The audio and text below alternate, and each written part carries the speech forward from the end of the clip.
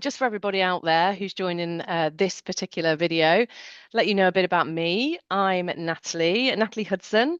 I'm an executive and leadership coach, and I work specifically with leaders to help them gain some clarity and confidence in their roles, to basically deliver at that level and beyond, basically.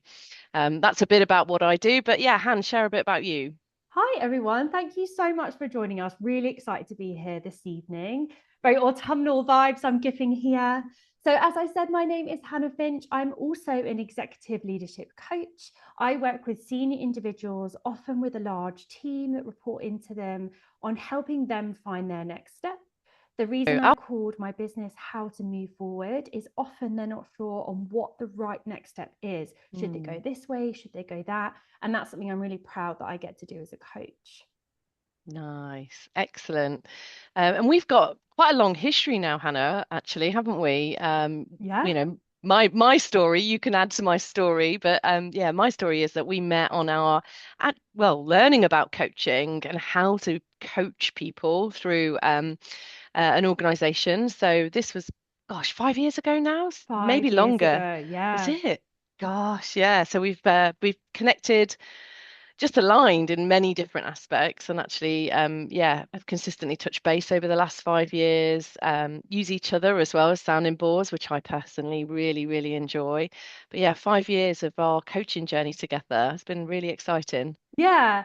So we met on our coaching training. So this is something we're going to talk about a little bit more later. But when I signed up to be a coach, I remember I did so much research. Mm, There's so many great providers out there. Which one should I go with? And the reason I chose our provider, is called In Good Company, was because it was led by two women, two powerful yeah. women who were friends in real life, as they say.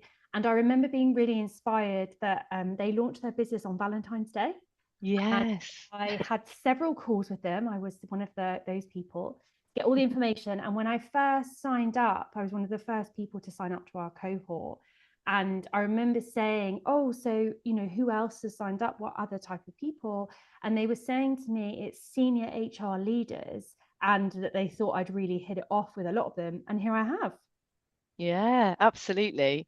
I never actually knew that you were one of the first. I was one of the last, so maybe that was a sign. You're the first, I was one of the last to sign up.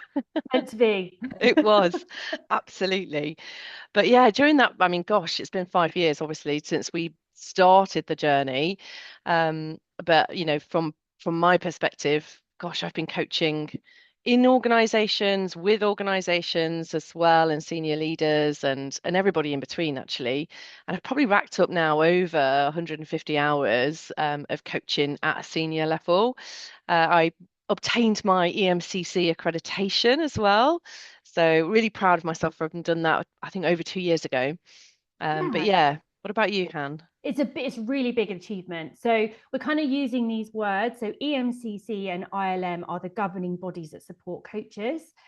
Sadly, we live in an unregulated world, so anyone Mm, can say, "Oh, I'm an executive coach," whereas Nat and I have both done, as we said, over 150 hours of working with senior leaders. And it's another reason I chose that course that we did. It was an mm, accredited course, it was backed, and it means that you have to have a lot of principles, you have to have a supervisor, so someone you're brainstorming and you're talking with about your work. Some of the topics that people come to coaching with are heavy, and yeah. actually being able to have a confidential space that we as coaches talk about it, that's another reason I think that's really exciting. Yeah, absolutely. I would definitely agree with you. And like you mentioned, being an unregulated space, actually, what I think is really important for people to consider when looking for a coach are those individuals that have not only the experience, but also the credentials to support, knowing that, we're ethically supported, and that we are there to support them, but are qualified to do so. Yeah, absolutely. I agree. So, kind of talking about tonight, then, wanted to frame this evening and talk about why we've come together. So, as you've heard, Nat and I met on this course, and we've both been coaching a long time alongside some of our senior roles that we've held. I'm still doing it part time, Nat. I don't know if we want to talk about your journey, where you're at. Yeah, so I took the leap to go full time, and set up my own coaching practice over 18 months ago now, but have worked in the last, oh gosh, I want to say 24 years now in a variety of HR positions and roles. But yeah, took the plunge to go full-time exec coach 18 months ago, and I'm loving it. Yeah, Loving it. it's a great step to take. And so tonight, what we wanted to do is I think a lot of clients come to both of us and they say, well, what is coaching? What would a session be like? You know, what kind of conversations will we had? So as always, Nat and I were having our usual check-ins, just generally talking about both our separate businesses and what questions we're getting. And we decided to pick one of the models that comes up the most that we both use with our clients. So it's called the Wheel of Life, and we're both going to talk through why we like using it, what it is, and we'll do a little session where we're both sort of talking about it to give you a live demo, if you like, to give you the kind of idea of what it is we'd walk through together and what it is that you'd actually get out of the exercise. Yeah, excellent. It is, I suppose, a really solid tool that I've used, like you've mentioned, with many different clients. And it really, I found for my clients, really helps overcome that problem of feeling stuck about priorities and understanding where should I prioritize or where am I even prioritizing at the moment to help with building a shift towards where you want to be. Absolutely. So, should we start off by kind of showing it and then we can talk about what is the Wheel Yeah. of Life and use that as a bit of a visual? Absolutely. So I'm just going to share my screen for you. And what you should see is what looks a little bit like a pizza, is how I would describe it, with 8 segments. You should see it in a second. Yep, Yeah, excellent. So, just a quick run through in terms of what it is. So you'll see that there's 8 segments. And the best way that I use this with my clients is to understand, well, where are those areas of focus that you'd like to work on? So asking them to identify up to 8 segments, and then plotting to what extent do they feel they are focused on that particular priority on a scale of 1 to 10. So a very simple tool and very visual tool as well. It's a great tool to be able to visualize where you are today, but also where you might want to move further towards as well. absolutely. And something I found is, and I'll do it in a second for you, I will do it live, but I draw it in every single session. I don't think there's a single coaching client that I've ever Mm. worked with. I've not used this in Yeah, some format. So I draw it in my book, I get them to draw it in theirs. And what I do is I list about 20 different ideas that could be the spokes. Because often, if you nice. put this in front of someone and say, I want you to talk about what you're prioritizing right now, I do think there's a Yeah. hesitancy to go, well, I know what I should be prioritizing, you know, things like my career, things like exercise, my sleep, time with my husband, etc., etc. So I try and go first. And then I try and do ones that perhaps they haven't thought of just to get them Yeah. going. So that would be things like maybe spirituality, maybe, as I said, the sleep pattern. Is it your Yeah. eating? Is it doom scrolling? You know, we've all been there. So I try Yeah. and do ones that actually are things that we really do need to consider how much energy we're putting into things. So I start there.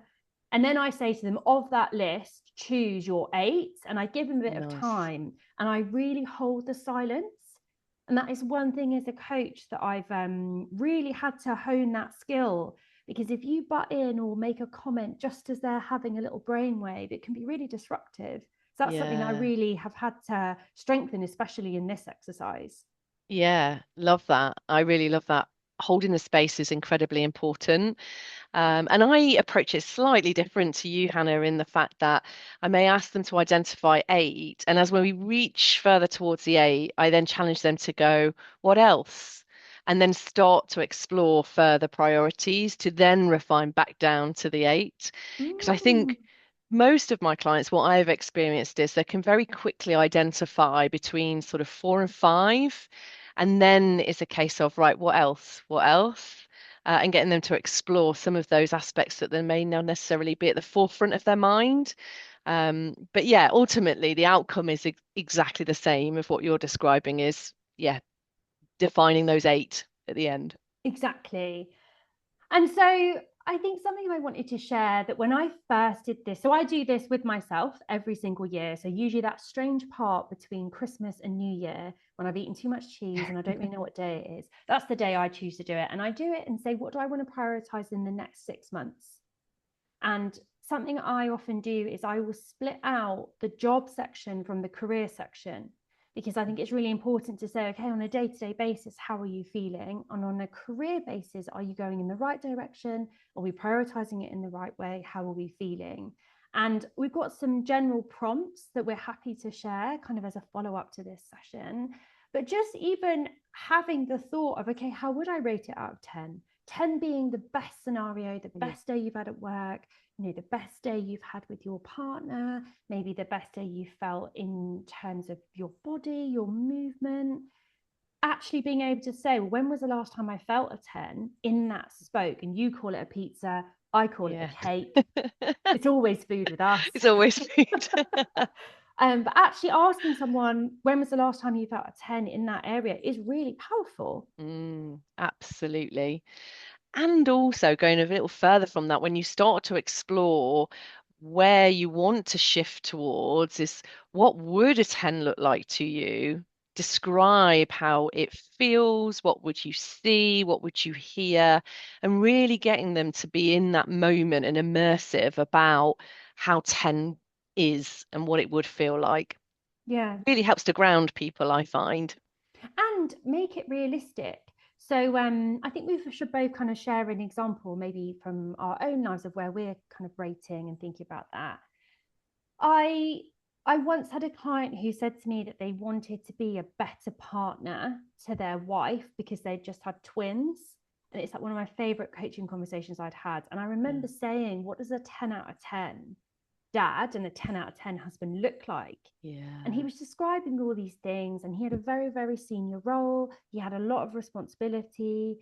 He had a lot of draws on his time. And therefore, when he was saying this 10 out of 10, I was saying to him, is that realistic?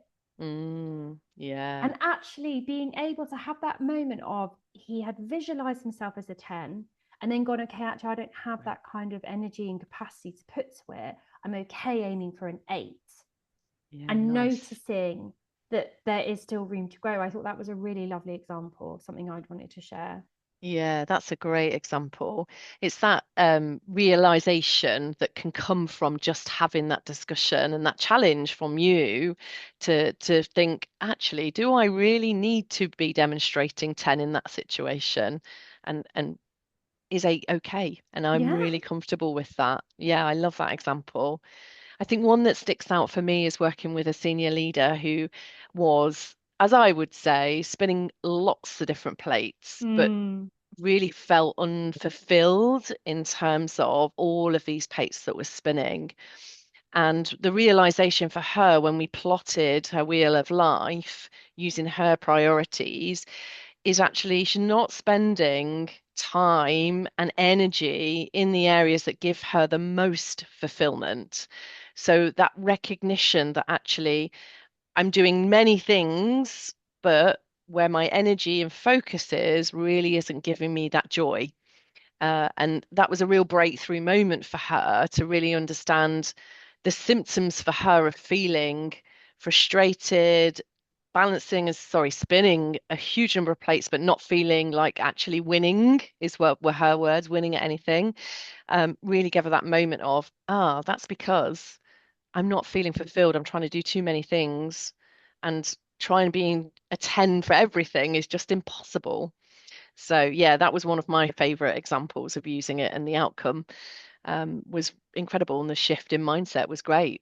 Yeah, really strong example. And simplifying actually is a theme that comes up a lot in sessions. Do we need to be a 10 in all areas? Is it realistic to be a 10 in Mm, all areas? I often use kind of the cyclical of the seasons. You cannot be a summer and be in full bloom in all of your quadrants. Like, it's just, you could be exhausted. absolutely. Yeah, I love that analogy. I think that's really powerful to consider and can really land well with clients, right? When you describe it in that way. So, Yeah. Han, yeah, would you be happy to share your wheel of life and maybe some examples of the segments that you've chosen that helps you?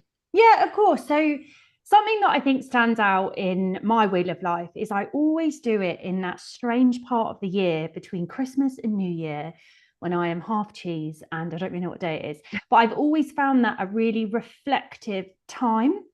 So I sit here, I have done it for as long as I can remember. It's at least 10 years and very on brand for me. I have it in the same notebook. So I Yeah. have 10 years of my wheel of life in a notebook. Nice. And some of the things that I would pull out are I have career and job as two different segments of the wheel. Okay. Because I think across my career, even if I haven't been in particularly the right role, I've always had quite a clear sense of direction. And so the Nice. direction is the career number, and the job doesn't mean you're in the exact dream job, but actually you're going in the right direction. So they're different for me. And what I've done is I wrote down, just preparing for tonight, I wrote down some of the labels that have come up for me when I'm working with clients that perhaps you might not have thought of. And I thought it'd be useful for everyone Mm. listening to hear them. So I'll just read them out. So we have me time, health, well-being, relationships, career and job, finances, fun, joy, health Nice. and well-being, exercise, and family. I think I said well-being twice there, but they are the different labels. And I Yeah. think my favorite one on that list is joy. Mm. Yeah. I really love that. Yeah, I think having play, having me time, having some time that Mm. actually isn't productive and ticking things off. I genuinely wonder, and I hope that is inspirational for others, because when I worked with that client, I added joy to my own. Ah, nice. Yeah. And that's not something actually as clients that I've worked with have explored with me, but it's a really interesting take actually in terms of balance, right? And where do we get our fulfillment from? And big part of that is do we feel joy and to what extent? For Yeah. sure. And I think some of the questions, some of the reflective questions that I would ask, kind of as someone's coach, would be let's look at this week, let's look at this month. Are you investing time in something that brings you joy? And the obvious Mm, answer most of the time is, oh no. yeah.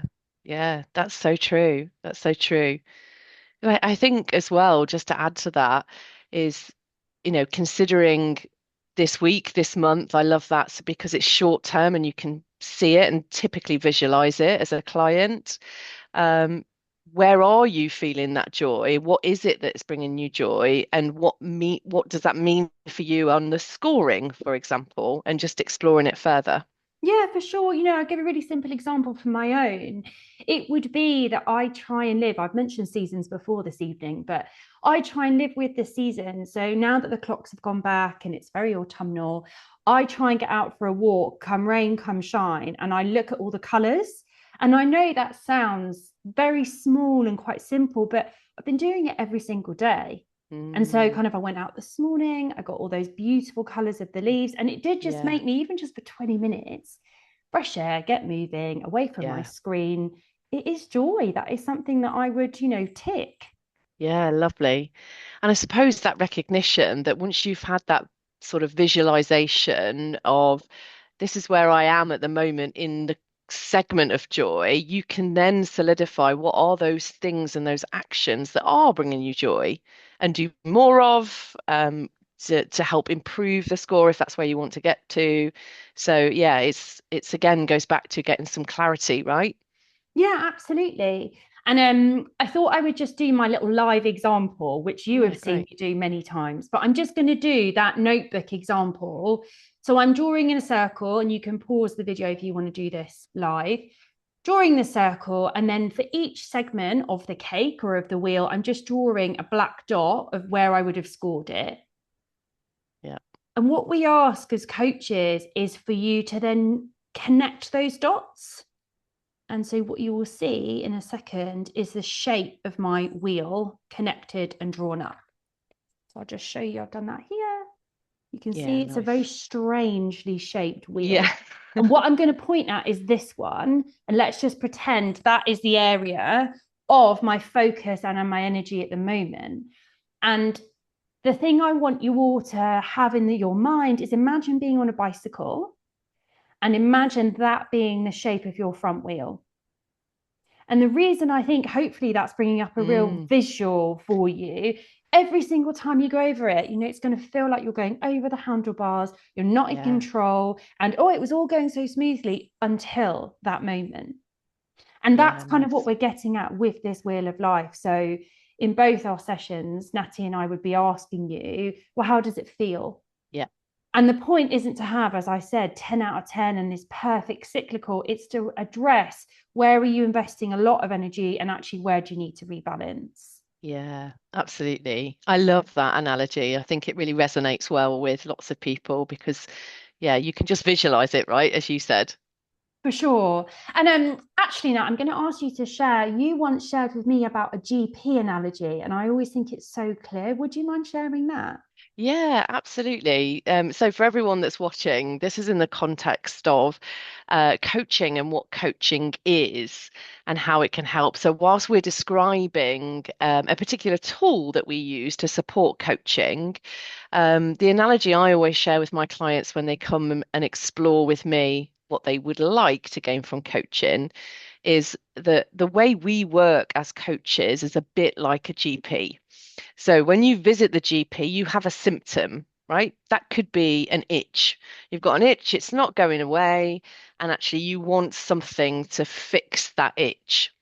And what a GP very cleverly does is basically do some diagnostics and understand what's the root cause of the itch. That's exactly how I describe coaching and how definitely I know Hannah works and I work, is that we don't just look at the itch and the problem at the surface level. We are coaching to understand what's the root cause, because once you can get underneath the root cause, it's much easier then for clients to put strategies and plans in place to address that. So, this is a brilliant tool to start to understand where people might feel a little stuck, unclear, need some prioritization or support with prioritizing. This is a great tool that can help to start uncover what's the root cause that's driving those symptoms they might be feeling. But yeah, Yeah, I really like that energy. I've always really liked when you've told that. I think it makes it really clear. yeah, it's super helpful, I think, because sometimes it can be really confusing for people. If you've never had coaching before, you haven't experienced it, you're not always that sure, right? For sure.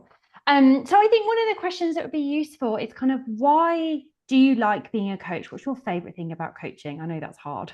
Oh gosh, yeah, so many things, so many things. I think first and foremost, what brings me joy is seeing those light bulb moments in people where they have a real insight and a breakthrough for something, whatever the challenge might be. And that you can actually visually see it sometimes with clients. And that brings me real joy because I think, aha, we've had that aha moment. And actually, that's really helpful for them to unlock whatever it is to move forward. Because coaching is really about moving forward, right?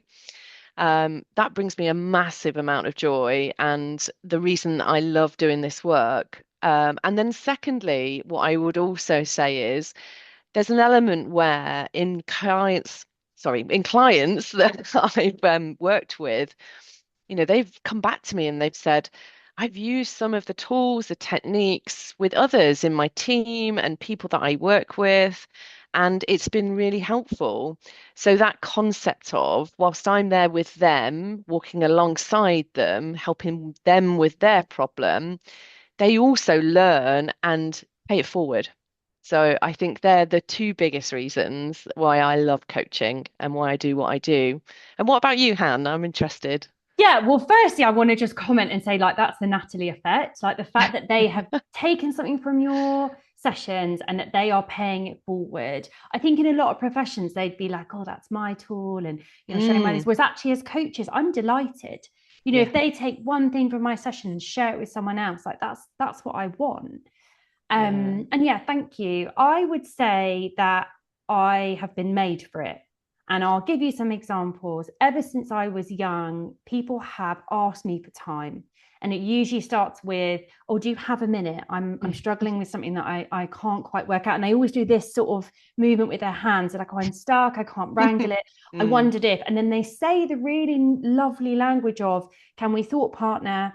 Can you challenge my thinking? yeah. Can you act as a sounding board? And I always now say, and are you looking for solutions, someone to just Mm, listen? What is it? And I think the fact that I do that in my personal life kind of shows that it's something that I'm natural at. Yeah. And I think it's a real privilege that people come to you and they share some of their darkest parts of themselves, stuff that they don't like Yes. about themselves.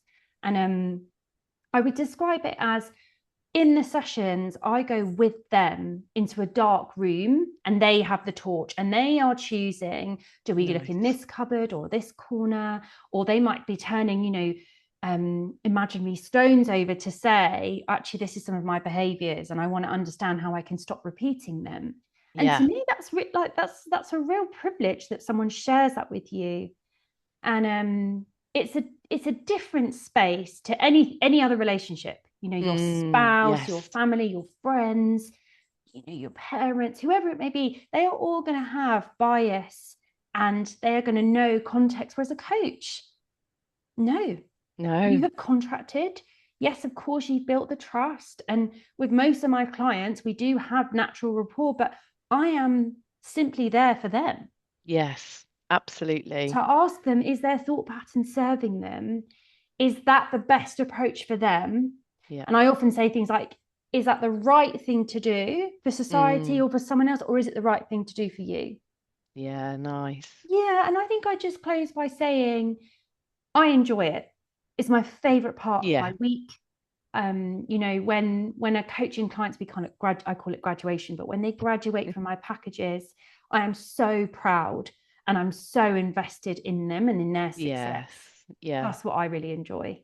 Yeah, it's a really wonderful profession to be part of, and like you mentioned, an absolute privilege to work with clients who like you said, they share some very personal aspects of their life, and to be that person that's, yeah, like you say, working alongside them in that dark room, but they're holding the torch is a brilliant analogy that just defines it really well. And I think just to add to that, one of the things that I also share with clients is the fact that I'm no expert in their content. I am not an expert CEO or an expert senior leader in their field, but what I can help them with is the context that they're operating in. And that sometimes really resonates with people and helps them solidify the fact that I don't need to know everything about the job you do, who you work with, the industry that you're in, but I'm here to walk alongside you with that lens on the context. Yeah, I think that's really helpful to hear. And then some of the other words that come up for me when a lot of people say, "Well, what is coaching?" To me, the obvious ones are goal alignment, thought partnering, thought provoking, but also accountability. Yes, It yeah. is a dedicated time that they are, whether it's in person or online, you are focused on a specific problem that Hmm. you want to resolve. And I want to resolve with you. Yeah, absolutely. You're both in it together, really. That's the thing. I think it's just such a good partnership to have, and yeah, a brilliant, like I say, brilliant profession to be part of. For sure. And so I think with that, I think that was everything we were going to cover tonight. So I Yeah, think to wrap, so we are going to do more of these live sessions, which is very exciting. yeah, So we would love to hear from you. We would love to hear your comments. You can comment underneath. If you would like a copy of that template that Nat shared, we have got that with some provoking questions. So you can DM either of us and we'll send you a copy. But more importantly for us, we'd love to hear how you found it, yeah. anything else you'd like to see, and what topic you'd like for us to discuss live. Yeah, absolutely. It's been an absolute pleasure. And yeah, hopefully this will be a great starting point for anyone that's looking to gain a bit of clarity in their life to help prioritize and support themselves. So yeah, thanks, Hannah, for putting this together. It's been an absolute pleasure. And hopefully everyone, good luck with it. For sure. Thank you so much, Nat. It's been great.